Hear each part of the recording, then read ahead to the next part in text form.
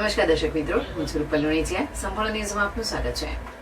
Vav Tharad SOG પોલીસે વાવ police station વિસ્તારમાં દેથરી ગામની સીમાથી પસાર થતા ભારતમાલા રોડ પરથી ભારતીય બનાવના વિદેશી દારૂની 1758 બોટલો ઝડપી પાડી છે.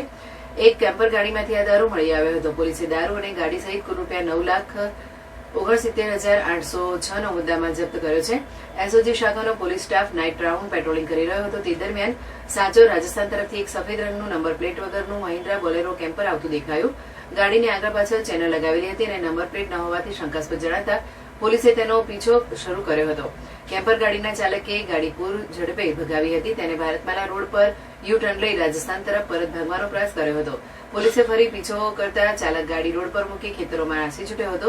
પોલીસે કેમ્પર ગાડીમાંથી ₹4,69,806 નો કિંમતનો 1758 વિદેશી દારૂ, બિયરની બોટલ અને ₹5 લાખની બોલેરો કેમ્પર ગાડી જપ્ત કરી હતી. આમ કુલ ₹9,69,806 નો મુદ્દામાલ જપ્ત કરવામાં આવ્યો છે. કેમ્પર ગાડીના ચાલક, મુદ્દામાલ ભરાવનાર અને મુદ્દામાલ મંગાવનાર એમ ત્રણેય ઇસમો વિરુદ્ધ વાવ પોલીસ સ્ટેશનમાં કાયદેસરની કાર્યવાહી હાથ ધરવામાં આવી છે.